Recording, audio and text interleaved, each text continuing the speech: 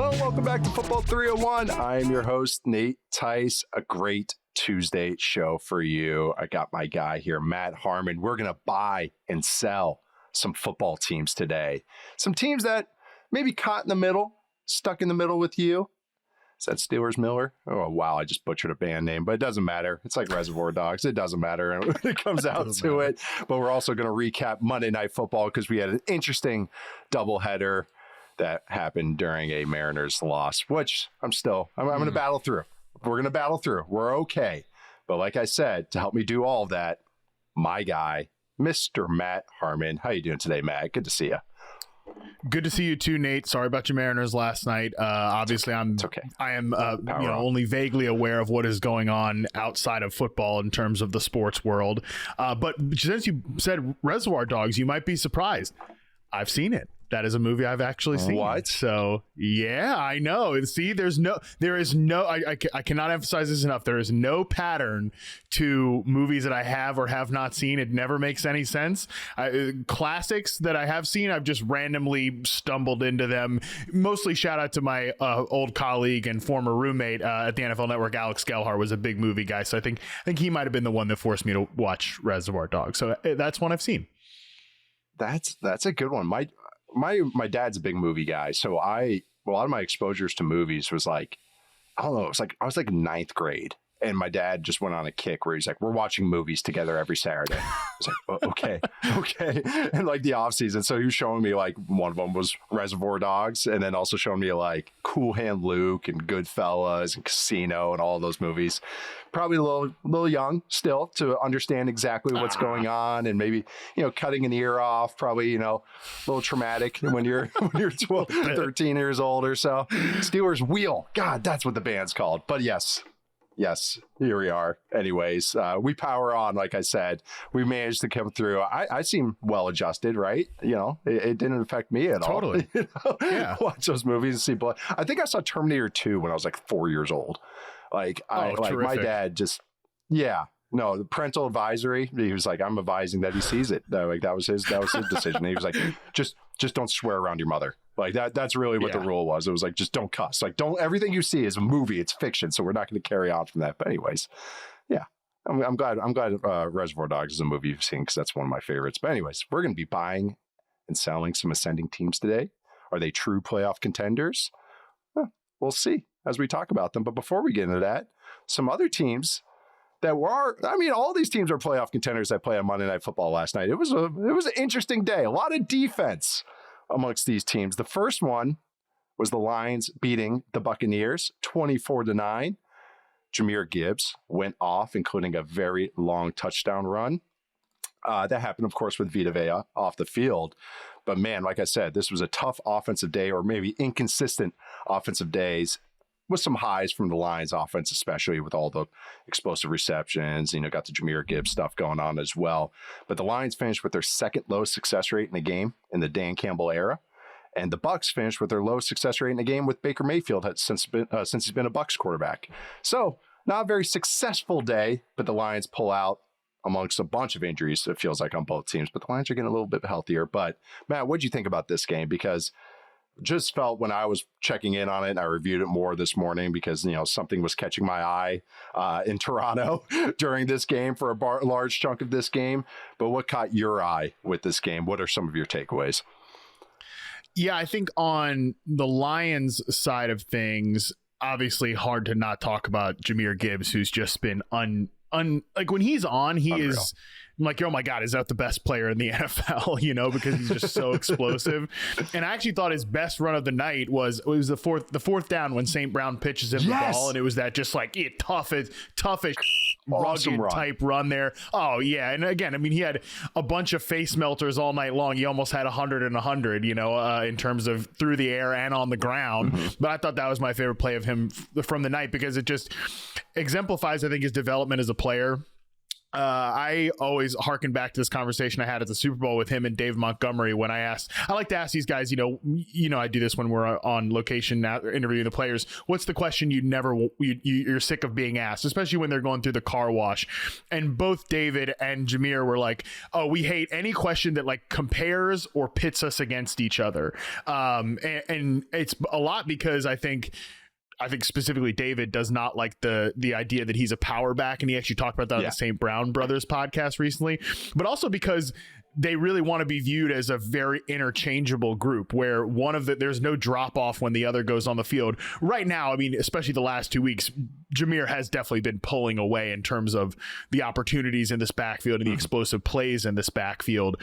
And I think a lot of that too, Nate, I don't know if you've noticed the same thing. I feel like volume wise it might not be there, but when they get into some of their gap scheme stuff as a rushing team, I mean, he again, specifically Gibbs is just there. He's just like ripping off these long explosive runs that flip the field. So it's been really cool to see his development, I think, every single year as a player. And last night was just one of those really fun performances that he can put out there. I feel mean because I'm going to just knock this guy again. And I feel like I do it every show.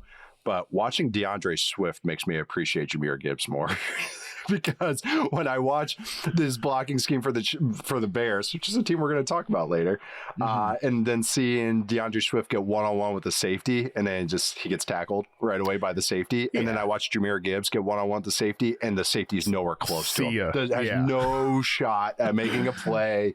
He's either getting broken off or Gibbs just erases the angle. Jonathan Taylor is another guy that can do that as well. I'm so glad you brought up that 4th and 1. I had the exact same note. I said, oh man, 78-yard run was awesome. Great blocking, everything. He had some great swing routes where he was, a couple catches on swings where he's making some plays. But the 4th and 1 was a badass run where they did the little gadget thing, hand off into the pitch, and he makes that happen. That wasn't designed or anything. That was just a football player making a football play.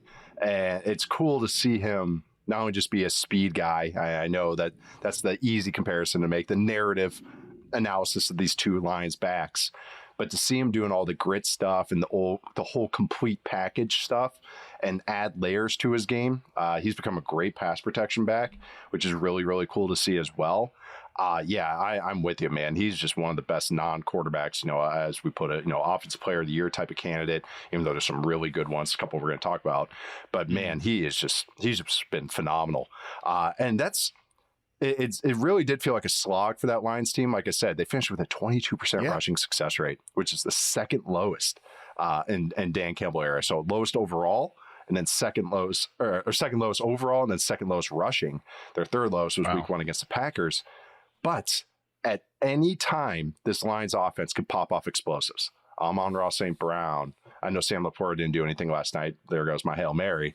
But he can generate some explosives. Jameson Williams is always lurking. Khalif Raymond is always on this offense as well. But then Jamir Gibbs can create these explosives. So it's just an offense that's hard to handle for 4 quarters. And I thought the defense... the defense played awesome. The Bucs finished with a 27% success rate. Baker finished with a 24% passing success rate. That's the lowest passing success rate for a Bucs QB since Josh McCown in week 16 of 2014. So a decade. Josh McCown reference. Bucs Josh McCown reference in 2014. Al-Qaeda Muhammad, Aiden Hutchinson, Jack Campbell looks really good as well. It doesn't even matter who's playing on the back end. They were getting Heaton Baker up with the blitz. And I know the Bucs have a lot of injuries right now, especially at receiver, the right side of the line. This is where over time the injuries can kind of crop up and trickle down a bit. The Bucs were like, we're not going to let Aiden Hutchinson get 7 sacks against us again, or whatever it was, 4.5, like what happened last year. So they kept chipping. But the thing is, when you chip, a guy doesn't get out into the route right away. Okay, so if a guy doesn't get out in the route right away, the guys that are running the routes better be winning. But if Mike Evans is out with a hamstring or now a shoulder, which is sad to say, but then Emeka Egbuka is already hobbled. Now you're throwing to Tez Johnson and Sterling Shepard. That's that's just hard to win, especially against a Lions team that has so much talent. So on that side of the ball, kind of any other takeaways that you had? Because I just, over time, it was just like, man, this is tough for the Bucs right now, because this line, even though the Lions back end has like I think I saw somebody say a legion of whom was the way to refer to this Lions DB room instead of the legions of boom, because who's this guy and who's that guy? They played feisty and everything, but it's just so hard if the pass rush is getting there and the linebackers are playing well like the Lions had. So that was my takeaway, at least from that side of the ball. Yeah, I mean, when this Bucs offense is fully healthy, which, I mean, it hasn't been at any point all year, and now with Evans likely to miss the large chunk of the remainder of the season, is the way that it has been phrased. Like, yeah, I think this will be a playoff team, and I think that he could be back by the playoffs, but obviously we're not going to get another Mike Evans 1,000-yard season. So at no point really are they going to be fully operational for the vast majority of the regular season. I don't even know if Chris Godwin will be right all year, So it's just, this is where, and obviously Cody Mauch is not coming back this season. So at no point are they going to be fully operational. But when they are, it's a sick group. It's super deep, because, I mean, you mentioned Sterling Shepard and Tez Johnson. Like, those guys, I mean, Sterling Shepard's a useful player, and Tez Johnson is making some plays out there. So like, he's great. He could have had like 100 yards and 2 touchdowns if Baker was consistently accurate, which he wasn't last night. He had missed a lot of throws high, and that's kind of my point, is that when the offense is fully stocked, it's a unit that there's a big margin for error. But then when we start to take these players away, I think Baker has to play perfect. And look, I think Baker's been awesome this season. Last night he wasn't perfect, and it's hard to expect any quarterback to play perfect over a 17-game NFL season, especially into the postseason. So then you feel when he's a little off, and I mean, I think there were times where he was a bit off last night. You start to feel that, and again, it's just that margin for error gets a little bit smaller with all of these guys injured. So hopefully they can get some of these players back, and we can see better days for Baker Mayfield. So if I was a Bucs fan, I wouldn't come out of this being all freaked out or anything like that. You just got to hope you get some of these guys back, and we know Baker's going to play better games than what he did last night. Yeah, I mean, NFC's a fist fight right now. It's like, it's not going to be like I feel plenty fine about them. I thought the defense actually had a really good performance and everything, so that actually made me feel a little bit better. But like you said, like, you don't want Baker throwing 50 pass attempts, 54 dropbacks. Like, that's, their run game has to get better, just to give them a little bit, just to alleviate some of the pressure off of Baker. It just felt like he was, all right, here's another dropback. All right, here's Baker under duress. All right, like, hold on to your hat. Like, and the Lions had a good plan for him scrambling. We've talked about it, but like, he's been using his legs more. They had some spies for him. That was critical. Just thought that, it was, so he wasn't able to kind of pop plays, those extended plays that have really helped keep this offense afloat when they can't have that sustained success.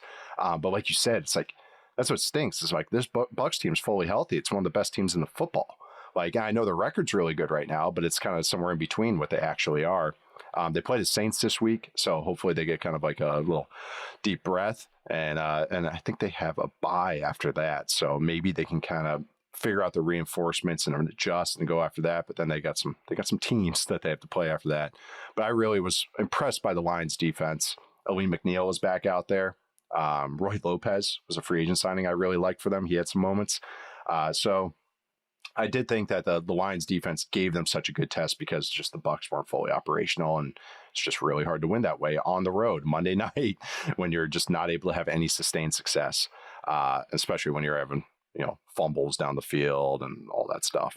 The other Monday night game, Seahawks, I mean, this was how about both teams? This maybe just before I even get to the score. Both teams combined for 4 for 29 on third down. So maybe that's just the best way I could summarize how this game felt.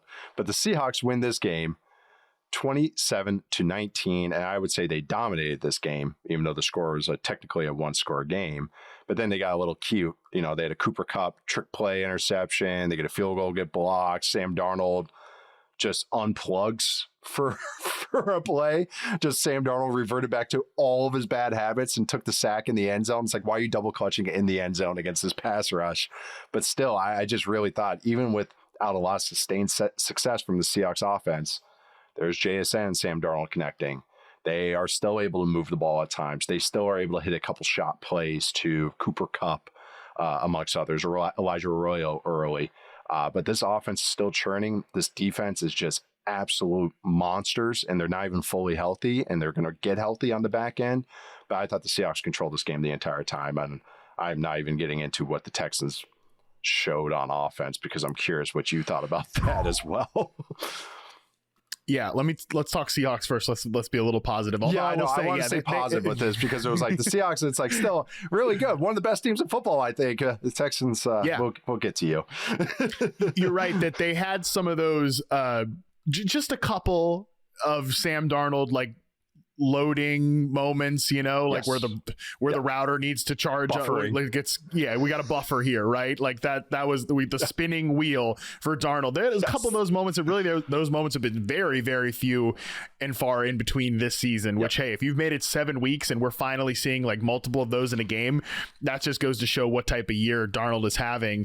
And I also think Kubiak, who has been fantastic this year, and maybe this was me and it being, 1:30 in the morning and still having to stare down doing the solo recap for the fantasy pod. That's so but I'm like, but I was like, Clint, run this ball. Let's get out of here, dog. What are we doing at the end of that game? Especially because, Charbonnet had some nice runs in this game too. I thought let's just put the ball in his belly and let's move this. Let's end this thing. It felt like they kind of played with their food a little bit and allowed the Texans to just hang around in this game. But by and large, really impressive performance. JSN continues to just be one of the stories of the season. I don't think it's an exaggeration to say that he's been the best route runner in the NFL this season. And route running was already the strength of his game. He was already this man coverage monster.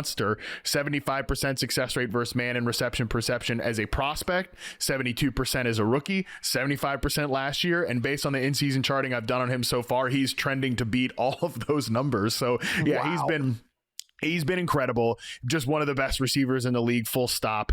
I think he's just been incredible. Again, one of the stories of the season, and him and Darnold's connection and chemistry continues to take me by surprise every single week, as if they've been playing together for 3 or 4 years. So Seattle's offense definitely really impressive. One more Seattle positive note, because I posted this morning. I hate myself. So I this morning on 4 hours of sleep was like, let me fire up some Jalen Noel Texans routes. Let me review this Texans game on film. Oh, good. I was hoping we get some Noel talk. All right, let's go. Well, we will. But first, one of my big takeaways from watching back the Texans offense on film, Nicky Manwari can play some football, buddy. He was awesome last night. I mean, in coverage, you just felt like the length and the range for him. You can tell Mike McDonald's been excited about him when he's talked about him, and he can play deep safety, whatever, getting excited. And I think last night, I think it's going to get lost because the Texans are a train wreck, and obviously we're going to keep talking about JSN, but I just, one of my biggest takeaways watching the Texans offense back on film, to say something nice, I don't have a lot of nice things to say about the Texans offense, is that Nicky Manwari, good pick by them. I think he can really play some football. Great range, coverage ability, took away some windows, especially on some of these, when we get to the Noel stuff, they're trying to use him as that real deal vertical slot, a lot of posts and deep in breakers, and he was shutting some of those windows. I was really impressed by him watching it back on film this morning. Great shout out. No, and it's funny because he's such a good athlete, and they're using him maybe even a little bit differently. I thought he'd maybe be a box safety, and now just a freaky guy, but they're using him as a slot weapon, which is really cool in this type of defense that does so much. And so this is what unlocked Kyle Hamilton. He's just a different player. And Kyle Hamilton's so smart, and but they have the same size and everything, and wingspan and all that. While Manwari is just like a freak, and it's cool to see him add layers every week. I use that term again, but just get better every week and get confidence every week. And this is a defense that doesn't have Julian Love and Devin Witherspoon, who I think are kind of the best DBs that they have. That's what's really encouraging, because how well everybody else is playing. Josh Job's playing well. I saw one play. It was a third down. It's funny you say that, brought him up. The Texans motioned, and Manwari looked back behind him to the safety to be like, am I right? Like, Am I doing the right thing? And the safety was like, yeah, you're good. You're good. He was like, okay. But that's great. Hey, just get him going, because you can see how good he is, like how unlocked his gifts. The other guy I wanted to give a shout out on that defense is Drake Thomas, the little sawed off linebacker. He started a few games for him, and he just every week keeps kind of showing up. Some bad, but he keeps showing up. And when you have these guys, of course, the good players are playing good. You know, when Larry Williams is out there, he's dominating. DeMarcus Lawrence is playing well. I mean, just pick a name. Byron Murphy, when he's been out there, has had some really good moments. I mean, the defensive line is probably the best in football, I would say. It's most complete in football. And then you just get these guys in the margins. When you get play from a rookie like Amon-Ra, when you get play from Drake Thomas, that leads to one of the best defenses in the NFL, and they're not even fully healthy. I thought they just controlled that entire game. Like, it felt like that's how it should feel. Like the Texans, it was just like, oh my God, we completed a pass. Oh, thank God. Like, that's just how every time they even had to do anything, that like, that's just what they did. The Texans offense, their running backs combined for 15 carries for 31 yards. Like, it was just such a slog. The Seahawks right now are first in DVOA. They're 7th on offense, 2nd on defense, 1st in special teams. They're the only team with all those in the top 10. Like, this might be one of the best team in the NFL, or at least on the very least top 3, top 4. Like, it's one of these teams I was high on going into the year, but they've been even more than I expected. And that wasn't an ideal performance on offense, and because they're going against Texas defense is no joke either. They're 3rd in DVOA, they're 1st in e-paper play, 1st in e-paper pass. We know that, but the fact that even when they turn the ball over 4 times, even if they get a field goal blocked, doesn't really matter. Like, the Seahawks still kind of controlled and still were able to have their way. There was no, this might get upset, at least for me, how I watched it. So, the chemistry between JSN and Darnold, though, it's just so good. The 4th down conversion they had was really good, near into the red zone. They had the fade ball after Darnold took that sack in the end zone on the next drive. That was a beautiful fade. The slant on 3rd down, on 3rd and 7. Where there's I think Will Anderson dropped in the coverage. That was really good. And then the touchdown throw where JSN also like can jump like Nate Robinson apparently, and just like throw down windmill dunks. That would like shock me how high he got up there. But I don't know. I just feel so good about the Seahawks team. Texans, oh my God, as much as they had moments against some of these defenses in the last couple of weeks where I was like, hey, okay, their offense is okay. It's not great. It's not good. It's not even average, but it's not like the worst thing I've ever seen. And then I watched last night against a real defense, and the 3rd and 1, 4th and 1 sequence was like, I'm going to overuse this phrase again, the canary in the coal mine for what the issues are with this offense, were a lack of thought and process of their personnel and lack of understanding of what they are. That is the Texans on offense to a T. They just do not understand what they are and what they're good at and what they should be doing and any of that. Yeah, that 4th and 1 was just, you have Braxton Berrios lined up inside to help out with the block. They run a zone run where they're out gapped. They literally don't have enough bodies to block. So what was the plan? How do you not expect that? I don't know. The whole mentality of it's this Patriots kind of mentality. If you do your job, it works out, but you have to be realistic about what your personnel is and if they can even execute it against probably the best defensive line in football. So what did you think about the Texans offense? I know you mentioned Jalen Noel, who had some nice moments.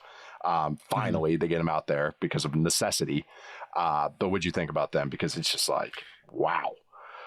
Oh my God. Yeah, no, if for the audio listeners, I was literally like waving my hands when Nate is saying the lack of understanding about the personnel, because that's what I said on the recap last night for the fantasy show, that they have no idea what they're doing with their personnel. And it is like, I sometimes think, you know, when the broadcast is hammering, like, why is this player not involved or something? Sometimes even me as the receiver guy, like, sometimes, come on, like, that's not the only answer here. Mm-hmm. But it was glaring last night from a personnel standpoint. And for me, my canary in the coal mine was Braxton Berrios. And you mentioned him last night, or you mentioned him and how he was used last night.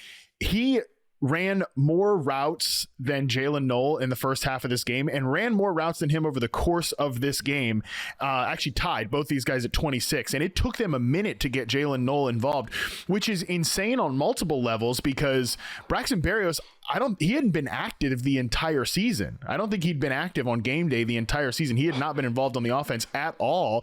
Also, I kind of forgot about this in real time until thinking about it this morning.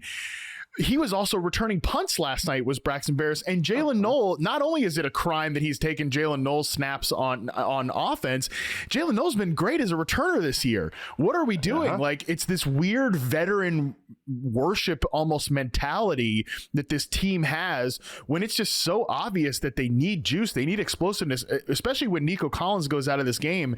You've got nobody that can get open. Like Xavier Hutchinson, Jaden Higgins, these guys, I mean, they've made like Dalton Schultz, who's might have the least explosiveness of any starting tight end in the league, their featured player in the passing game. Like, you need somebody with pop. Your only guy with pop is Jalen Noel.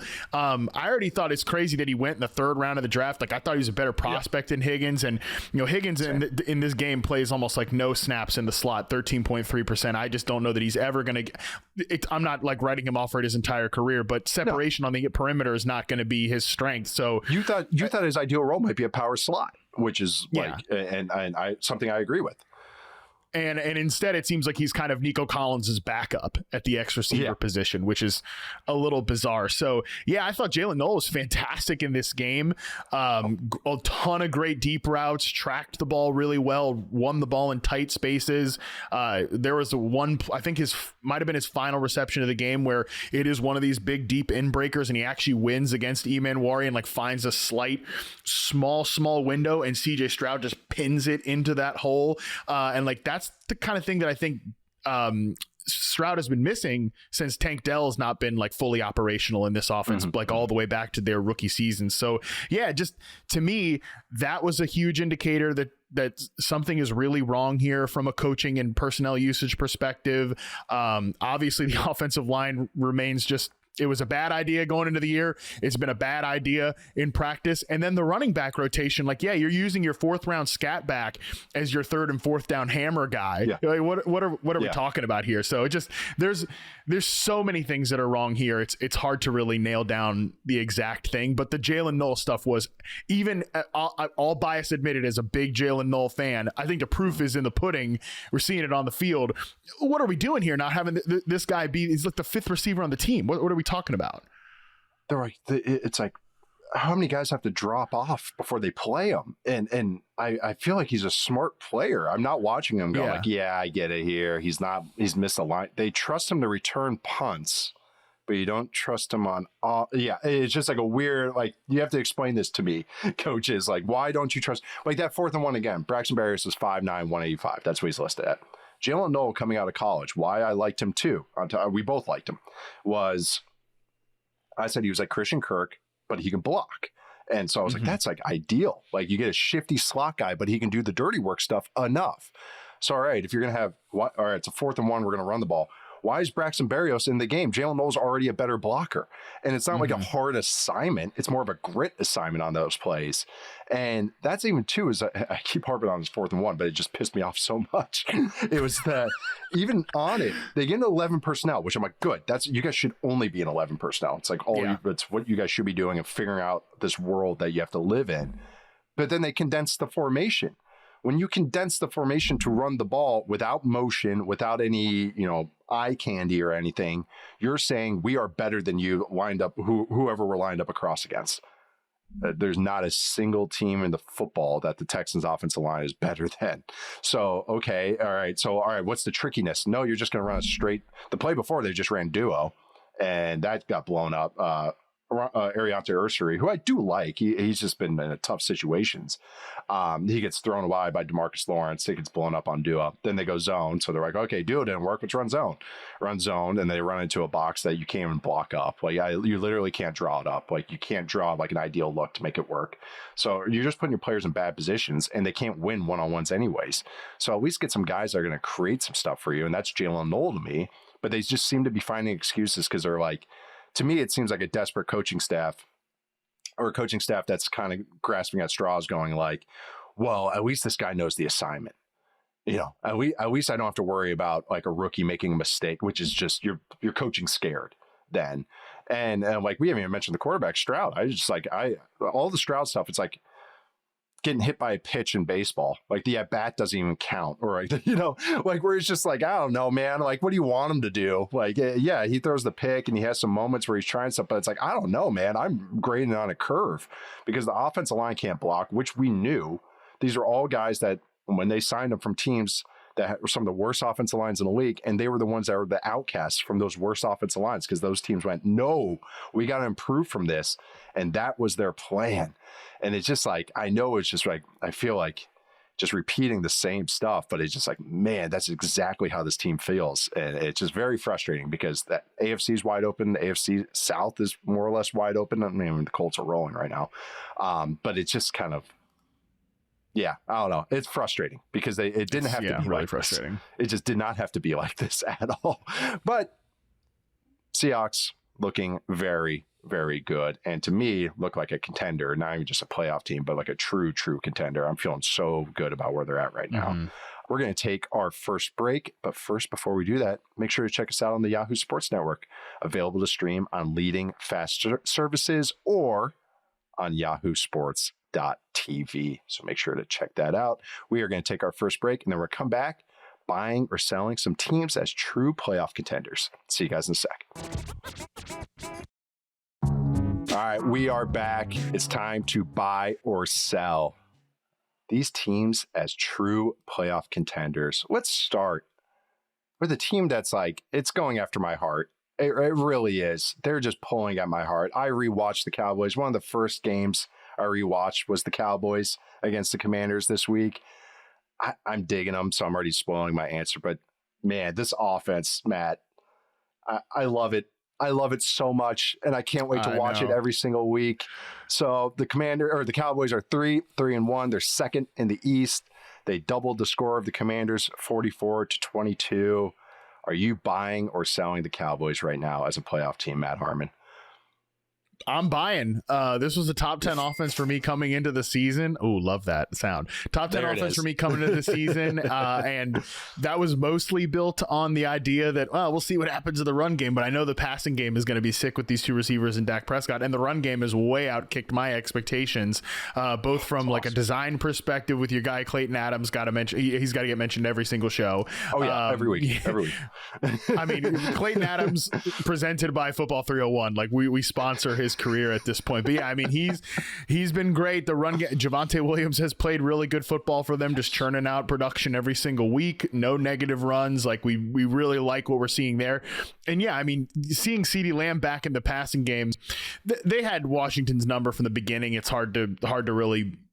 It's hard to take too much away from that game. I think they walked in as like, all right, we're gonna win this one. But even just seeing a light proof of concept with CD and George Pickens together was sick. Like, please, George Pickens, stay in Dallas, please. Him and Dak Prescott are perfect for each other. They're born to play together. Come on, like, no, the grass is not always greener on the other side, George. You know this. Like, going to be the number one for another team might not always be so great as being the number two here in Dallas. Okay, stay in Dallas. It's awesome. So to me, I'm very much buying. I love what I'm seeing on the offense, and I think the defense. There's talk that they might be poking around veterans at the trade deadline, which is funny in the context of the Micah Parsons thing, but still, obviously, would be a good idea for this team at this point because I think that they've thrown some man coverage out the last couple of weeks. They've dialed that up a little bit more, which has been nice to see. So yeah, I really like everything that's coming out of Dallas right now. 3-1. That's a whatever record, but the schedule coming up is not that bad either. So yeah, I'm very much buying them as a potential playoff team. Yeah, it's an interesting schedule coming up. Yeah, I mean, they got the Broncos this week, which is awesome. But then Cardinals, Raiders. They got Cardinals, then bye, then Raiders. And then they got Eagles, which is going to be a really good game on the return match for that. And then Chiefs, I believe that's Thanksgiving. And then you got the Lions. So yeah, so you got a fun schedule coming up. But yeah, I'm full buy on them. And it's just the offense carrying it so much for me. They're 4th in DVOA. They're 4th in 3 and outs. Dak isn't getting sacked. 2nd in sack rate right now. They're scoring on over half their drives. 2nd in the NFL, only behind the Colts, who are, I mean, just scoring at a historical rate right now. Yeah. 9th in success rates, 2nd in EPA per play, 2nd in yards per play, 3rd down, they're good. Red zone, they're good. 4th down, they're good. So situations, running the ball on 1st and 2nd down, passing the ball on 1st and 2nd down, passing the ball on 3rd down. So it's all the stuff. Like, there's not a split. I look at this team and go, they've already had the health woes. Offensive line already got banged up. CD Lamb, really what you would think would be the engine of their offense, already banged up. They didn't miss a beat. And man, it's really cool. I mean, Dak's playing MVP level right now. He is full control of the offense. I'm really liking Brian Schottenheimer just as like, oh yeah. I mean, just, we mentioned Clayton Adams. I know we just pump him up, deservedly so. But also Brian Schottenheimer, just like even press conference wise, I'm like, I really like you. Like you, like I like how his answers, he's thoughtful, he's funny. Like you can tell this, he's a coach's kid, but you can tell this isn't his first rodeo, but he's also like, I don't know, like it doesn't feel big for him in this stuff. Like he always has just thoughtful answers. I just appreciate that week in, week out. And I think, man, just the process is really good on this offense. The designs are awesome. They're getting to it in so many different ways. The utility players are slotted in nicely. Now we got Ryan Flournoy. Have you charted him yet? But you got Ryan Flournoy as an auxiliary player. Producer Colin's probably going to. We'll talk about that tomorrow. I'm gonna find another way to bring him up again. But you got Turpin in there. You got you mentioned Javonte Williams. Jadon Blue is getting touches now, which is cool. Now you got an explosive play element in the run game as well. Yeah, digging the offense. I'm avoiding talking about the defense, but hopefully they're getting some reinforcements. But I think how this team is built, it's just one of the every game's going to be a shootout, and they have the offense that can churn it, like that can keep in the shootouts. It's not luck. It's not just relying on a couple of explosive plays a game. They can get to explosive passes when they want to. They can be efficient passing game. They can go under center. They can go shotgun. I broke down one of their 3rd down conversions that they had against the Commanders because it was just like old school play design and a read from Dak Prescott where he's just reading the safeties perfectly. It's just, full buy on the Cowboys right now. I love watching this offense right now. It's just a very traditional, structured offense, which is a little bit of sprinkling and then just really good personnel executing right now. So full buy, Dallas Cowboys. Moving on to a team in the AFC, the wide open AFC. Try and power rank the AFC right now. Good luck with that. We got the New England Patriots, who are 5-2 and leading the AFC East. They beat the Titans 31-13, completely controlled that game, actually. Matt Harmon, are you buying or selling the Patriots as a playoff team? I am buying the Patriots as a playoff team. AFC is wide open. They're 5-2. They're well coached, and I mean, holy hell, Drake Maye. I mean, you're the biggest Drake Maye guy I know. Okay, and there's a lot of people trying to claim that they own the most Drake Maye stock. I've seen it. No. Okay, and I like Drake Maye a lot, but I truly believe that you are the Drake Maye guy, the number one Drake Maye guy. I'm on record. He's the best prospect I've watched since Andrew Luck, and I'm on record of saying that, and I don't want anyone to like change that. That I'm on podcasts, tweets, articles. He was my favorite quarterback prospect since Andrew Luck. So yes, but thank you. Yes, yeah. So but I now you say that, I think this will be good context. Did you think he'd be this good, like this? At this point in his second season, especially after what his rookie season was. And frankly, to me, I think what he was in the first couple of weeks of this season, I'm not saying he was bad at all, but I think I said on a couple of shows, he's got to cut out some of the stupid mistakes that he makes every now and again. Right. Yep. But I expected him to be making stupid mistakes into November and December and like, all right, year 3. Like when we did the Vegas show, yes. Yeah, here's the leap, right? And when we did the shows in Vegas, we did a bold predictions one where Scott Pianowski on the fantasy show, who's like a big Patriots fan. I've worked with Scott since 2018. I've known him longer than that. I've never seen homerism come out from Scott, but he went just full blind Patriots homers. Like, this team's gonna make the playoffs. Drake Maye is gonna be an MVP conversation. I was like, holy hell! Like, Scott, too much. He was so right. It was so right, and it happened I was was like, dude, if this team wins 8 games this year, that would be a huge win. Now I'm like, if they win 8 games, I'd be floored if they finish with 8 wins. They're going to way outkick that. So just so much good going on here, but I think it starts with the head coach and the quarterback combination. So yeah, I mean, just shout out to Patriots. Congratulations, you're back. I feel like I know what your answer is going to be when it comes to buy and sell, but that's mine. Full-throated buy.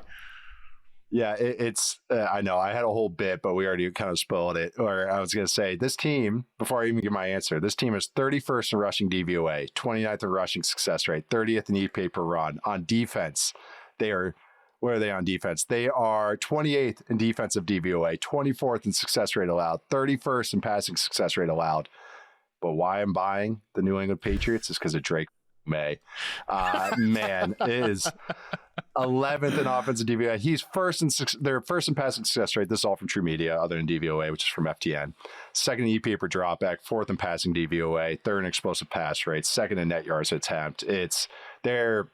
I know this is what keeps getting thrown out there, and I agree. They have faced a very easy schedule, not just high test, not just record. I think they have faced the 32nd, yes, the easiest schedule in the NFL according to DVOA. And guess what? They face the easiest schedule the rest of the way as it stands right now. So if that's your argument, I don't think it's going to change much over the rest of the season. I said somewhere at some point, I did think Maye would be battling for an MVP by the time his rookie contract ended. That's where I thought, but that's year 3, year 4, if you technically want to say year 5. But that's how this season's going, is kind of the perfect storm where, of course, they're facing that easy schedule. He's performing. He's kind of cut out, knock on wood. They take a few too many sacks. But, man, it's not like he's having the plays where he's running around and taking the sack. Like, he'll get rid of the ball in a timely manner.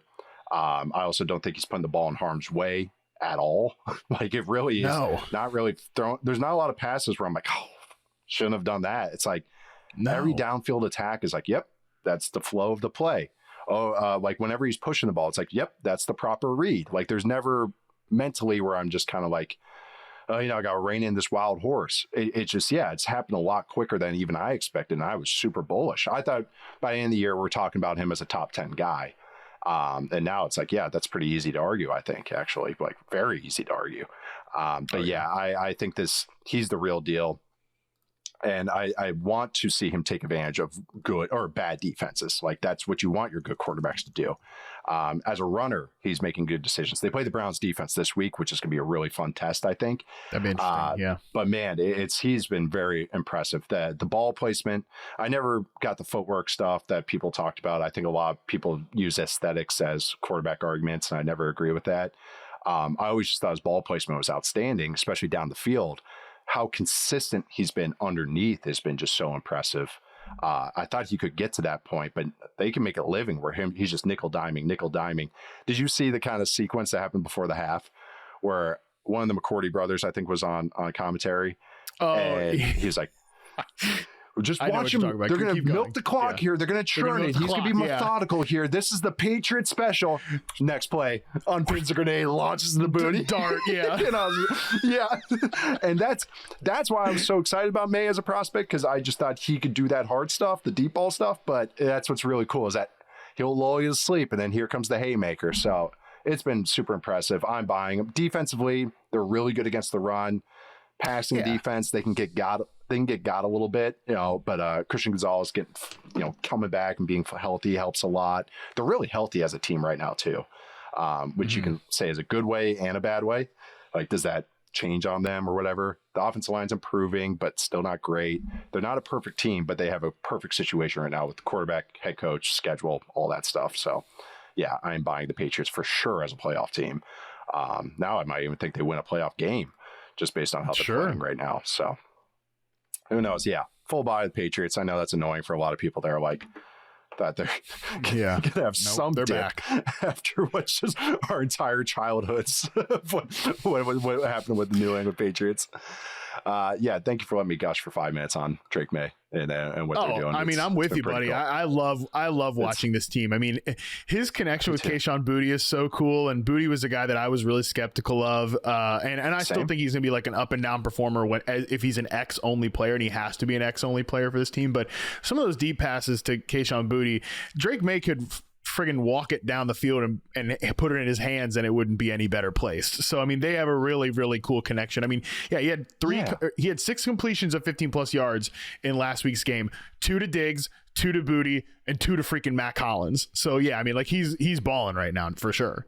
He had one catch and run to Matt Collins, and I was like, he's even getting used to Matt Collins. So I'm glad you brought that up. It was like a dig route. He caught it. I was like, yeah, there's Robin Lopez get a 20-yard gain over the middle of the field. I know it's a funky. Their team is just a funkily built team. Like the tight ends are useful. Austin Hooper's dunking on guys. But man, it's just like it's cool to see the confidence they're playing with, and I think the quarterback's a big part of that. But yeah, Kayshon Boutte, man. I got to continue to give him a shout out. He's just been so impressive. Very cool story because I thought he would be whatever. So yeah, really, really cool to see him come along. Yeah. Let's get to another team that you played footsie with for a little bit, and maybe pull the foot away. And I'm curious what you think now. The Carolina Panthers, who are 4-3. They're on a 3-game win streak. They beat the Jets 13-6. Bryce Young is injured, but buying or selling the Carolina Panthers, who have as many wins as the Green Bay Packers, who lead the NFC right now. What do you think? Buy or sell the Carolina Panthers, Matt? I mean, when was the last time the Panthers were over 500? I have no idea. Like I have no idea, but the record shocks me. Like the pandemic. I mean, this is the first time since freaking COVID. I mean, that it's felt like that. When I was operating a State Farm, that's how long ago it was. Yeah. Yeah, I don't know. It's been a minute. But anyways, I don't know if do you know I grew up a Panthers fan? So like I've always had a complicated relationship. Yeah. So I've always had a complicated relationship with the Carolina Panthers. And so no surprise here. And I couldn't care less at this point anymore about being a fan. I'm an all or nothing person. I do everything 100%. I do something 100% or I don't do it at all. So to me, I just couldn't be like a fan of a team plus like be in media in any way. Just didn't compute with the way my stupid brain works. And I'm not saying that's the right way to do it. I'm just that's how I do it. It's great. I'm a mercenary. Everyone says I fandom. I'm like some people still think I'm a Vikings fan. I'm like, they fired my dad. Are you guys kidding me? People don't forget. I think no, exactly right. So for me, I just couldn't do it. A last winning record, by the way, Stone just dropped this in the outline, October 2021. So pretty damn close to COVID. I was living in LA at the time. We were still COVID in in October 2021. I was probably still sitting in a plexiglass booth somewhere in 2021. But anyways, it's been a minute since we've seen the Panthers have a winning record. But so yeah, no one cares about my personal history with the team, but yeah, no surprise that I still have like a back and forth relationship with the Panthers. But I'm not buying them as a playoff team. I'm going to sell them as a playoff team, but I'm very much buying them as but we hear the sound, but I'm very much buying them as like a competent operation. They're still, they still irritate me in games sometimes where, I'm like, can we do what the Patriots do? Blow away a bad team, or don't be the team that gets blown away by the New England Patriots, and immediately falls into a 10-point deficit against the Miami Dolphins. But I really like Dave Canales. I really like the structure and the build of the offense. You and I did a whole breakdown about the run game last week, and I thought that was a great kind of discussion about where they're at from a design perspective. And now we're seeing Chuba Hubbard mix back in, and Rico Dowdle's still very effective. Xavier Legette pops up for a nice game this past week, which was good to see. Jalen Coger being back lit a fire under Legette. He's like, all right, time to really lock in now. But in all seriousness, I think that they're a sound offense. Not a great offense, but a sound offense that I generally like. And I also think that Derek Brown might be the most underrated defensive player in the NFL. He is a superstar player. He's been awesome all year, and their defense was up creek without a paddle last year with this moment he got hurt in week 1. But his return this year has been felt every single week. But in this game last week, specifically against the Jets, he is throwing dudes around left and right, and they've got some good offensive linemen there. So they've got some pieces. I don't think they're I don't think they're a playoff team quite yet, but I do buy that they're headed in the right direction. I more or less have the exact same kind of analysis, same exact kind of answer. I said I'm selling, but I'm digging them. Like I'm digging what they're doing. It's just, man, the defense is getting going. Like they faced a very easy schedule so far. They have the second hardest schedule in DVOA terms for the rest of their schedule as far as defensively. I don't know. They can do some things on defense. You mentioned Derek Brown. I'm so glad. J.C. Horn had another one-handed interception. Yep. Nick Scorton, their rookie, is playing very well, which is really encouraging because he was such an enigma as a prospect. Charles and I have talked about this a few times. You watch Purdue, Nick Scorton, that looks like a top 20 pick. You watch him at Texas A&M, he looks like a third rounder. And, I believe they took him in the second round, which is kind of a nice little middle ground there. And he's looking good against the run and the pass. Trayvon Warwick is playing well at safety. And so I think that's where, because I know this run game is good. Like the run game I trust. And we talked about it on your show or on the Fantasy Forecast, that it was just like we spent 25 minutes talking about the Panthers run game, which was so sick, but we actually filled it. That was not like us just like extrapolating time. Like we were just really had a lot to talk about with the Panthers run game. We had a lot to say. And it actually ended up exactly how we kind of predicted too. So I'll pat ourselves on the back as far as the split and everything. But I trust the run game. Like that's the part of this team that I trust the most is the O-line and the run game. And then they have the passing weapons that are getting there. I mean, shoot, Mitchell Evans had another nice couple catches. So like the tight ends are willing to block. That's part of the run game as well. They got big receivers. Now we got Coker back. So I think that's just going to add even more of a boost. And then, but just defensively, it was just like, man, I have no idea what to make of them. They were so bad last year. They've had moments where they look rough this year. It's like, I think they're coming along a little bit. Like that defense is just really starting to come along and really good. They're really good against the run. Yeah. And I think they're fine against the pass. Do I think it's a top 10 unit? Maybe not, but at least average-ish they can get to slightly below. And last year they were the worst defense, one of the worst defenses ever. Easily the worst last year and one of the worst ever. So any improvement was going to be good, and they've made significant improvement from that. Yes. And that's the thing is when you go from bad to not bad or crap to not crap, it's a huge tiers of improvement or several tiers. They just posted this on the YouTube show, just showed this. I always post this every week is the early down suplex rate. So success rate plus explosive play rate. I look at it non-garbage time, outside 2 minutes of each half, try to get neutral situations. And it's just a way to see how offense and defenses are moving the ball and stopping the ball and kind of the flow of the game.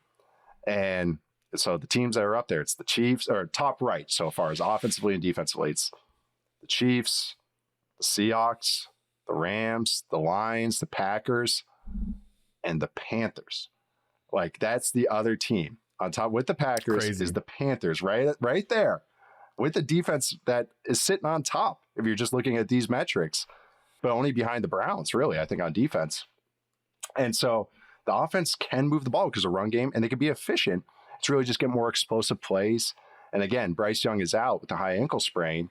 Not sure if it's now there's debates about how long high ankle sprains are. It's always 6 weeks. But usually you feel okay after 2 weeks, and that's what gets guys because you feel okay after 2 weeks, but really you're not right till at least 4 weeks. Yeah. But it's, JJ McCarthy, it might be 12 weeks. But for Bryce Young, it might be a little less than that. But I think Andy Dalton can kind of just keep it right. It's Andy Dalton. He's the Dalton quarterback. I mean, that's why he was a term for a while. He can be average for you. And that's all this offense needs, all this team needs. So I know we just said sell, but it's a good sell. It's like sell that I thought about buying for a sec.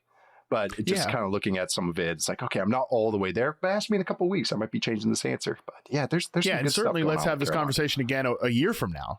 Like that's when I think we're another off season. It is funny we just talked about all this and we made like a passing mention at the quarterback, which I think that's like a a longer discussion that I have. Yes. And I have like conflicting feelings on Bryce. There's stuff I still really, really like from him, but I do just wonder what the ceiling is. But again, so like, let's have this conversation in a year from now. We might both be really buying this Panthers team because I think they're headed in the right direction. They are. They're well coached and they got some talent. They're getting some blue chippers in there, as Charles likes to say. So feeling a lot better about them than maybe a couple months ago or even a year ago. Way better about where the Carolina 3 weeks franchise ago is going, which is it's good. What'd you say? 3 weeks ago, shoot, I was like, all right, well, oh my god, right? This, I think I said, I was like, I think I all ran. I was like, this ain't it. Yeah. I think I just even said. I can't remember what show I said it on, but I said about the defense. I was like, well, I don't know what they got to. Yeah. I hate to be the guy that talks about the problem and doesn't have like a solution ready, but I was like, I don't know what the solution is. They just got to do anything else on defense, but that has stabled out a little bit. So yeah, definitely going in the right direction. It has. Just look at their schedule. I know it's going to pick up, but they're watchable, and that's such a big improvement. They played the Bills this week. Great game. Yeah, they got Bills, Packers, and then Saints, Falcons. Kind of a nice test. All right, how are you guys actually against some real talented teams? So we'll see how that goes. But they're not embarrassing right now, and I think that's a huge improvement for everybody associated with this franchise. All right, we're going to take our last break, and we'll come back with a few more teams that we're buying or selling. All right, we are back. We're going to round it out with a few more teams we're buying or selling. We're going to go with the Bengals, coming off a big Thursday night win against the Steelers. Just to shake up the AFC North, maybe even give the Ravens a little bit of hope, piss off Mike Tomlin a little bit more, yell at an opposing team GM in a press conference. Been a minute since I've seen something like that. But no, they are 3-4, Cincinnati Bengals, second in the division with Joe Flacco doing Joe Flacco things with these receivers and winning games 33-31. Are you buying or selling the Bengals with Joe Flacco as a playoff team in the AFC, Matt Harmon? I think I'm going to sell. I'm open to being wronged about that, but I think my instinct is to sell. I loved the Flacco experience on Thursday night last week. It feels like you never get to talk about the Thursday night game enough, and that was just such a wild ride between these two 81-year-old combined age quarterbacks. But I really think, again, as impressive as what I say as impressive as what Flacco did, but I thought he was really funny after the game when the reporters were talking to him. He's like, what are you talking to me for? Like, I just sat here and threw the ball to Jamar Chase and let him do stuff. Like, that was paraphrasing. That's basically what he said, which is true, which is why I mean, yeah, facts. Not everybody can do that, apparently. But that brings me to my point of that to me, the result from Thursday said, and this has been on my radar, it said more about the Steelers defense than the Bengals offense. Yeah. I cannot believe they allowed Jamar Chase to obliterate them like that when he was truly running like slants and quick out cuts, and that's it. It was Mike Tomlin, I mean, I guess he was just on tilt ever since the Flacco trade happened, because not only was the defensive game plan a humiliation, the punt late in the game was a humiliating punt. So yeah, I guess maybe he's the best explanation. Well, you could say that, but this is what Tomlin always does. All this stuff is not new for the Steelers. So yeah, to me, I think that said a little bit more about where the Steelers defense is and their status as an inner circle contender than maybe what we're going to get out of the Bengals offense. That being said, I do think that Flacco can keep the ship afloat and, like, to use his words, just sit back there in the gun and deliver the ball to the playmakers. So yeah, they're definitely much more interesting to me right now than they were 2-3 weeks ago. But I still think playoff contender. I don't know if I was even going to be there if Joe Burrow was healthy. And as cool as the Flacco thing is, I'm still just skeptical of them being a true playoff team. Yeah, that right how you ended up. That's how I feel too. I was selling them as a playoff team before the season. That's with Joe Burrow, so I'm selling them with Joe Flacco as a quarterback as a playoff team. And really, not even just the offense; it's the defense. I don't trust the defense. I think this is still an awful defense the Bengals have. So it's bottom five. They played with some heart, I would say, against the Steelers offense and everything, but it's still they're giving up points. Like, you can still kind of do a lot of things. I made a whole big deal. Not only just with you on the fantasy forecast on the film room, but also I did a segment on NFL Network where I talked about Aaron Rodgers is throwing the ball shorter and quicker than he ever has in his entire career, throwing it shorter than in history, basically the short, other than the Alex Smith year and with Washington. And then like the first couple drives, there he is running, literally had the longest pass play as far as how long it took him to throw the ball in his entire career, and was launching balls and DK Metcalf down the field. And I'm like, you gotta be kidding me. They're never going to have me back on that show. Yeah. It's like, they're just going like, this guy's got... To give the listener a perspective of this, I texted Nate. I was like, I normally am not the jackass. It's like, well, insert person here listened to the show, because they definitely don't. Aaron Rodgers is not firing up YouTube, Yahoo Fantasy forecast film room on a freaking Wednesday evening or whatever. You might want those tidbits about, AJ Barner. Right. I was like, but if anybody ever did, maybe it would be Rodgers. Then yeah, Nate says, well, I was on NFL Network and I said the same thing. I was like, okay, actually there might have been a chance that NFL Network was on, because that's on in the locker room sometimes. Right, in the locker room, and he heard that, and he's like, okay, well, screw you, Nate Tice, I'm gonna show you. So that might have been where the motivation came from. I couldn't believe it. It cracked me up. Like, I was like, you gotta be kidding me. Like, literally, and it doesn't matter what happens over the course of the game. Everyone just remembers the beginning and the end. So then at the very last throw, he throws the longest pass in Next Gen Stats history on the Hail Mary. And I'm like, oh my God. And he whipped that thing, baby. That he still got a lot of juice in that arm. 69.8 yards. It was unbelievable. He still can spin it. That's the thing, is just he can't move. Like, so, and that's, you realize how much Rodgers needed, like how much he relied on his athleticism now as he got older. But he can still spin it. He throws some throws that are just unbelievable. But that gets me to the whole point of this anyways, was the Bengals defense is very gettable. They're not probably get tested this week. They play the Jets, but then they play the Bears, and the Bears offense is rolling. That's actually a decent test for them as far as kind of what you actually are. But that's really why I'm selling this team, is because I just do not trust this defense whatsoever, even if they have some moments of heart, I would say. And I think the offense is watchable, at least. Like, Flacco's spinning it. He's throwing it up to those guys, like you said. He hit the one touchdown. He was under center. They ran a quick game under center. So that's a 1-2-3 drop. Old school. That's as old school as it gets. More teams are doing it this year. But, like, they're doing that with Joe Flacco instead of Joe Burrow, and I just thought that was so funny. But, yeah. Entertaining to watch the Bengals, but selling them as a playoff team. All right, let's move on to a team that played. I think their entertainment is off the charts right now. But we'll talk about more about them. That's the New York Giants, who, I don't know what your thoughts were on that game against the Broncos, but I actually didn't even know how to summarize it on the Sunday show. I was just like, stuff happened. Same. Like, just a whole bunch of stuff happened. But New York Giants, who are currently 2-5, buying or selling them as a playoff team. Yeah, I had the same experience where did the live recap show that we do on the forecast on Sunday, and tried to recap the exact way that things went down into how the Broncos scored 33 points in the fourth quarter, a historic fourth quarter. It's like 1 in 1,000 or whatever in terms of the record of teams that were down by that many and all that. And I was like, I remember being like, I know I missed something. And I was like, oh yeah, I forgot to mention that the Giants kicker missed the freaking extra point, which is why the game was not 33-33. So just it was a crazy, insane game here. I think in terms of Giants, playoff contender. No, I'm going to go ahead and sell them as a playoff contender, but buying them as a fun team to watch, much more entertaining. I'm curious, Nate, like, where are you at with the Jackson Dart, like, capitulation meter? Like, do we need to capitulate to the Jackson Dart bros?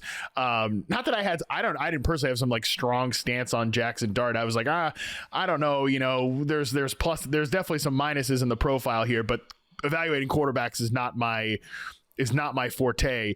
Where are we at with Dart after I don't even know what to describe this stretch here. It's been wild. It's been fun. It's certainly injected some juice into a team that has, I'm saying juice a lot today. It's injected some hope and some excitement into a team that had very little of either over the last few years. So I'm curious, obviously, if you're buying or selling this team, and I'm just like, where are we at with Dart after the first few games of his career? I am selling. I will say selling them as a playoff team, I should say. Dart is at least fun. He's exciting, and he's a very good athlete. Where I thought that, as a runner, I even when I was evaluating him, I was like, he is a good runner. Like, he's got good vision, and he can like set runs up and everything. But this is where my issues lay. That's the only consistent part of his game right now, and it's also like he's not built to last that way, especially how he runs. This guy has never been a guy that shies away from hits, which is like, you love the competitiveness, but like, since the history of time, since the NFL started in whatever year, the 20s, since the mobsters bought NFL teams, including the Maros, they have, the quarterbacks don't last that take hits like that. Like, it's just how it goes. Even guys built like Cam Newton taking hits like that just don't have long careers. So it's just that's something I just always keep in the back of my mind, because yes, it lifts your floor and allows you to be sustainable as far as in short term. And if you got to win a game, it's great to have. You got to have it moments. And I love that aspect. But once you see this offense and this quarterback, Dart especially, get off the opening script and get off those planned plays, it's so scattershot right now that it's just like, it's hard to trust. And that's the thing about him. I knew he'd be a project. So I'm still like kind of where I'm sticking with that, where I'm like, yeah, he's still a project, but not the most conducive situation, because you got a really desperate head coach who's letting you know how desperate he is every single moment of the football game. He's got to chill out. Like, that, he's putting too much, like, it's just, I know what he's trying to do and just be like, and Dable's trying to do, but it's like, don't have to peek your head into the medical tent. You don't have to, like, every play on the sideline doesn't have to be the highest high. I'm still not over that medical tent sequence. I know it's a stupid thing to focus on, but I mean, when he like goes in there and he takes the hat off, somebody compared it to like a Civil War general checking in on a wounded lieutenant or something. Yes. Scattaboo's going to the freaking medical tent. Again, this is all so cool, and it's a vibe, and I mean, I swear to God, every third Instagram reel I get now is like a Jackson Dart Cam Scattaboo meme. So it's definitely a wild ride. It's fun, but yeah, you just wonder. It does feel like we all know what you're doing, Brian. Like, we all know that you're like, no, I'm me and this guy. Like, me and this guy, he's holding on to him as the parachute, and like, but it all does feel, even Scattaboo, I hate to be the buzzkill, but it's like, how long is that gonna last? The way he plays, I mean, again, it is awesome, but how long is that going to last? And that's where I struggle with it. It is fun, but is it good? And that's and I haven't been moved by Dart, because the highs are good. Like, he can create some throws and really, he can make some high end throws. He's willing to push it over the middle. He's willing to run around. But also he creates all of his own pressures.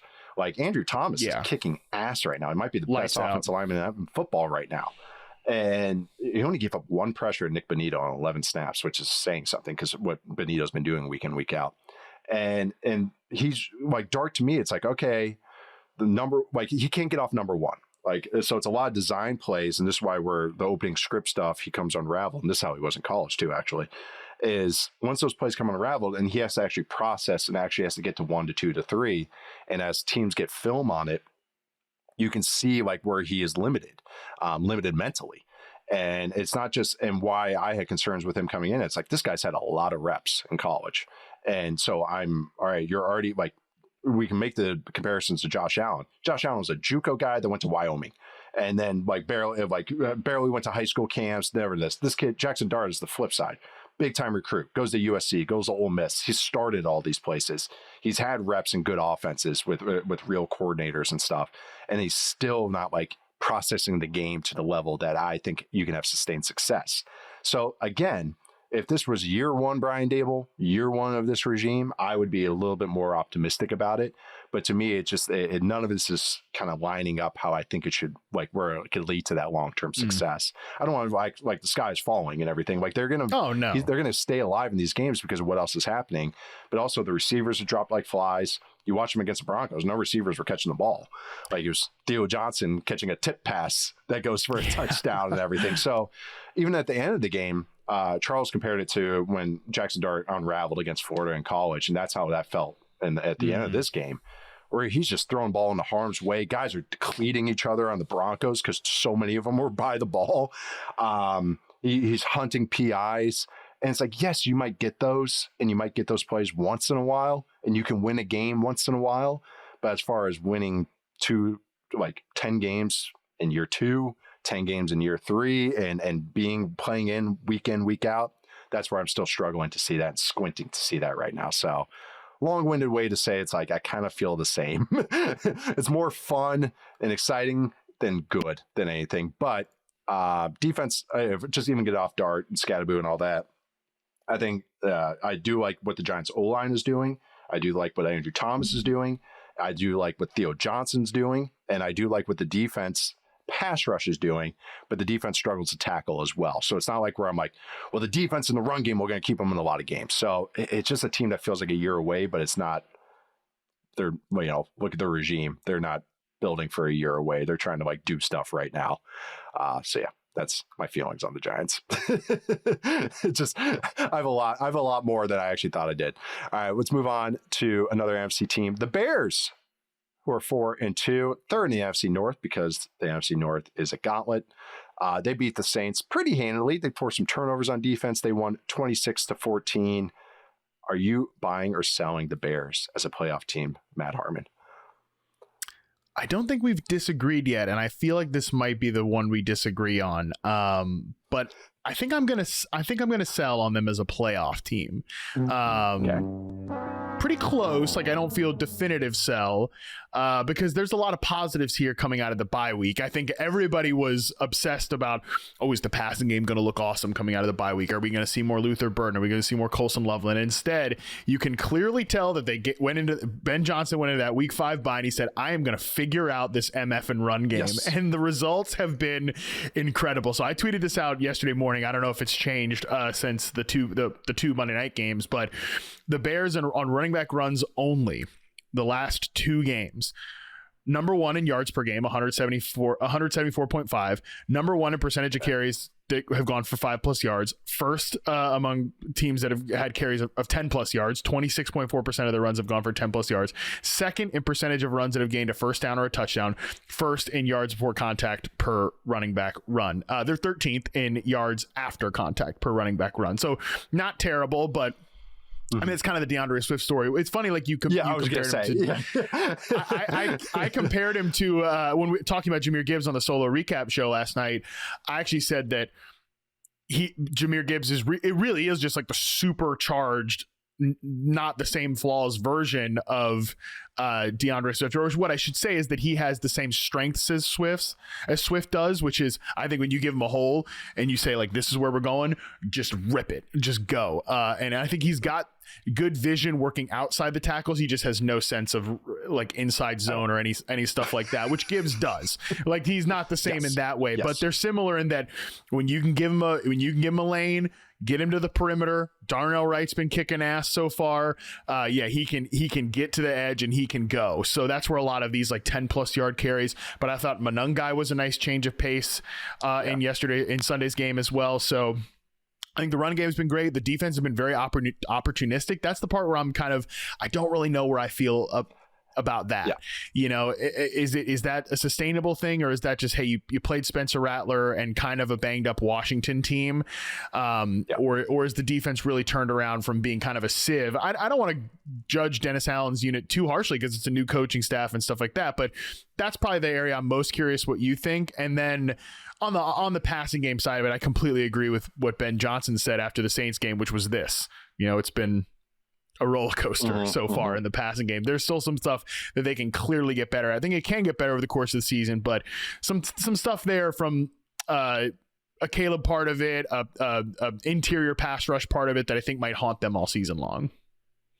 No, I am buying. So you were correct. Actually, I agree with a lot you're saying. That's what's just so funny is that it's so I have kind of the same assessments, but I'm buying and you're selling. The run game is great, or has been great since the bye week.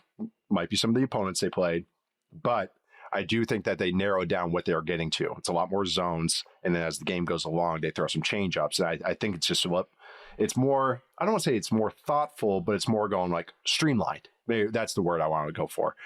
Is that it's okay, no, this is what you can do, DeAndre Swift. Get you outside, and on zone runs, And I'll give Swift some credit. Like on zone runs, he's playing smart. Like I don't know what they did, how they trained him. Maybe they put, blinders on, like, like a racehorse, where they're just like, okay, just all right, we're going to cup your eyes and you can only look forward. Because like his vision on zones has actually been okay, where it's just like, he's not doing, he has this bad tendency where he'll cut and then he cuts again. And so he'll cut to get north and then he cuts to go horizontal. And that's why he's so freaking frustrating. He's and like Pac-Man. He's kind of, yeah. It's not, he puts himself at a worse angle. Like he doesn't understand physics. It's just really frustrating. But at least now it's like he's limiting that. And I don't know if it's just it's a 2-game sample size, maybe, but something after the bye where he is like trimming some fat to his movement. I don't want him to now start feeling himself where he's like, I'm going to go back to what I was doing. But I do see some positive stuff from him. And I do think that the run game, and then now they got this left tackle out of nowhere, Theo Benedict, which is, he's not the greatest player in the world, but he's he's fine. And I think, again, now you got an offensive line that I don't think they have a true glaring weakness. And you see it in the run game, you see it in the passing game. And then the passing, and so I think the run game's getting there. Even DVOA wise, the run game is 13th and the pass game 16th, which is, if you asked me that a few weeks ago, I would have been like, no way. And so, but that's how this offense feels. It feels like fairly average right now. And I think that's a big improvement. And the fact that they can be more balanced, I think Caleb's highs are really good right now. He still has a couple sprays a game where, especially when he throws left, there's something with his footwork left that I'm still trying to kind of figure out the way to kind of like articulate what's going on. But man, he's getting more confident between the throwing between the numbers, which is so important in this offense. Yeah. And I think that's where you see the positives of what's happening with Ben Johnson and Caleb, is his trust throwing over the middle, his confidence throwing from under center, his confidence turning his back to the defense. Because I would say in the prior 14 months, when he turned his back to the defense on play action, he whipped his head around so quick and looked down because guys kept losing in front of him. So that's why it's so hard to trust as a quarterback. You turn your back for a whole second and someone might lose and you turn around and you just take one to the chin. Now he's like, all right, I'm doing the full fake and I'm getting in. Now I'm in a rhythm as I throw these. So again, it's not all perfect, but there is a lot of good with what Caleb's doing right now. And I think he's, like, if his worst games look like an average quarterback, that is what you want, because it's not all perfect. Colson Loveland, Cole Kmet just got banged up. Now you're seeing Colson Loveland as a complete tight end. He had some really good blocking moments, which is why I'm so encouraged about him long term, along with the pass game stuff. So I think this was the team that took the leap after the bye week. Defensively, I'm still trying to figure out what they are defense. I don't think they're as bad as they were before the bye because they had injuries to Kyler Gordon and TJ Edwards. And now those two coming back has helped solidify it a little bit. But I do think that, it's more like a below average unit. It's, the defensive tackle stuff, like you can run on them between the tackles. And I think that's going to really be their bugaboo. But man, not a bad team. But yeah, I am buying them as a playoff team. I had them as the 7th seed going into the season. And I just think that's where I'm going to go with. I'm going to kind of keep it that way. I don't know. There's good stuff happening in Chicago. Yeah. I've been saying I'm bullish on the Ben Johnson and Caleb Williams pairing, and I'm staying that way. They play the Ravens this week. Then they got the Bengals, Giants, Vikings, Steelers, Eagles, all winnable games to me. I think that's where you want to be. You're 4-2 after the bye, feeling good. And you got win all these games. I look at them, I go, yeah, they can win all these games. That's a big improvement from maybe the first couple of weeks of the season. You're making me question my sell. I will say that just because, again, they're 4-2. And if these things can continue to trend in the right direction, and this was always the thesis with the Bears, is that they were probably going to be a better second half team than a first half team. And like, they are a markedly better team here coming out of week 7 than they were in week 1. A markedly better team, especially on offense, especially in the passing game. Not all perfect, as you mentioned, but there's a lot of ways you can tell yourself a story about how this gets better. So you're definitely making me question my sell. There's some things I still need to see, but generally I think they're headed in the right direction. They're very, and I just want to close it with this. They're really well coached and it's palpable. Like, I know they have some stuff where some snap stuff happens, some illegal shift stuff happens, and I do think that's already been cleaned up post bye. It's a young skill player group. Like, you got to remember that too. Oh yeah. But now it's like it just looks tighter. Like even Luther Burden looks like he knows what he's doing. And that's a guy I thought would take some time. So like, again, you look at some players as kind of like your indicators of what is going on. And it just, guys know what they're doing now. And I don't know. It's just palpable when I watch them that I'm so high on this regime overall. It's exciting to see him starting to ascend. I want to just see him keep ascending. We were going to get to the Rams, but I think we're getting long. And I think it's just such an obvious buy. The Rams aren't I'm not even just buying as a playoff team. I'm buying them as a contender. Totally. They're freaking awesome. Their offense is awesome. Their pass rush is awesome. They know how to shore up the back end. So are you different? Are buying the same? I think it's a pretty easy buy. They were when I opened the doc, like, one of these things doesn't look like the other in terms of the one that I'm the ones I said I'm buying, like, I'm buying them as a playoff team. Even some of them that I'm selling, like it's not a hard sell. Some of them, but some of the teams, like, I'm not a hard sell on. The Rams is like, I'm like buying them as a Super Bowl contender, which I don't think I'm necessarily all the way there with the Patriots or the Cowboys. Some of these teams I did buy on. Agreed. Yeah, they're the ones that it's a different answer for me. Yeah, all the teams we talked about, this is the one I would say, not even just a playoff team, full on contender.